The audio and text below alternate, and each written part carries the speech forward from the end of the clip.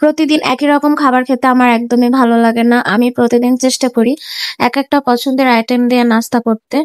তবে প্রতিদিনই করতে পারি এটা বলব না। যেদিনকে আরকি ছুটি থাকে আমার কিংবা আমার হাসব্যান্ড যেদিনকে ছুটিতে থাকে আর আমিও একটু আরকি ফ্রি থাকি সেদিনকে চেষ্টা করি পছন্দের আইটেমগুলা দিয়েই সকালের নাস্তাটা করার। আসসালামু আলাইকুম। কেমন আছেন সবাই? আমি তো আলহামদুলিল্লাহ আছি মোটামুটি। আবারও আমার ঠান্ডা লেগে গেছে আরকি।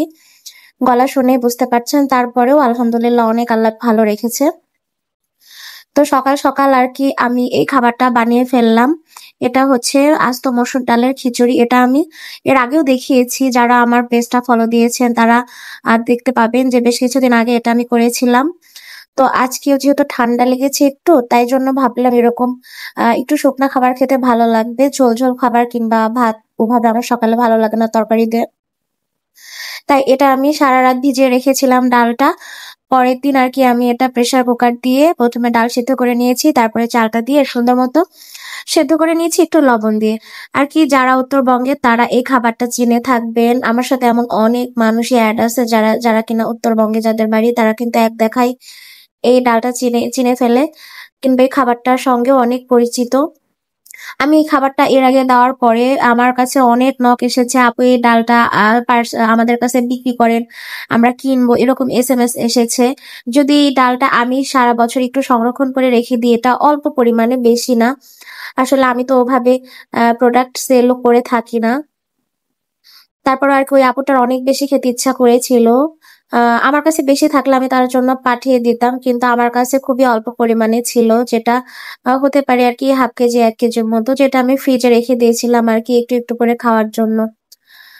তো আর কি আমার কাছে আমার অনেক খারাপই লেগেছে এই আপুটার জন্য, যার অনেক আর কি খেতে ইচ্ছা করেছিল খাবারটা, কিন্তু আসলে আমার সুযোগ হয়নি, কিংবা এখন মসুর ডালের সিজনও না, এটা সিজনের সময় আর কি বেশি করে রেখে দিলে আমি দিতে পারতাম। যাই হোক, আমি এরপরে ট্রাই করব। যদি আমার কাছে বেশি থেকে থাকে তাহলে আমি তাকে দিব ইনশাল্লাহ। তো যাই হোক, আমি এটা খুব সুন্দর মতো সরিষার তেল দিয়ে মাখিয়ে নিচ্ছি। সরিষার তেলটাও কিন্তু একদম অর্গানিক এবং খাঁটি আমাদের বাসার। তো এই তেলটার ঘ্রাণটা অনেক সুন্দর ছিল, আর সাথে এই মসুর ডালের খিচুড়িটা, তেলটা ভালো না হলে কিন্তু এই খিচুড়িটা মাখানো একদমই মজা লাগবে না।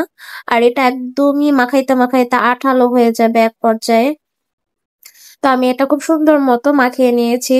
জাস্ট একটু লবণ, পেঁয়াজ কুচি আর মরিচ। আমার যেহেতু গ্যাসের সমস্যা আমি এখানে কাঁচামরিচ দিয়েছি। যাদের আরকি অনেক ঝাল খাওয়ার অভ্যাস আছে, ঝাল খেতে পারবেন, তারা বেশি করে শুকনো মরিচ দিয়ে মাখাবেন, খেতে কিন্তু এত মজা লাগবে।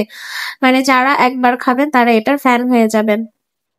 যদিও ডালটা সব জায়গায় এভেলেবল না, তো সবাই ইচ্ছা করলে এটা খেতে পারবে না। কিন্তু যাদের কাছে এই ডালটা এভেলেবল আছে তারা তো জানে এটার মজা কতটা।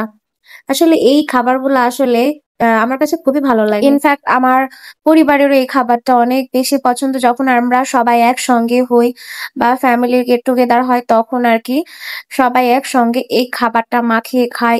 এটা আসলে একা একা খেতে মজা না, সবাই একসঙ্গে মাখিয়ে খেতে অনেক মজা, অনেক মজা, যেটা বলে বোঝাতে পারবো না। আমার কাছে তো হলুদ খিচুড়ির থেকেও এই খাবারটা বেশি মজা লাগে। আর আমি যেহেতু অল্প ঝাল দিয়ে মাখিয়েছিলাম, তো আমি কাঁচামরিচ দিয়েও এটা খাচ্ছি। তো এই ছিল সকালের আজকের ব্রেকফাস্ট। তো সবাই ভালো থাকবেন, সুস্থ থাকবেন। আল্লাহ হাফেজ।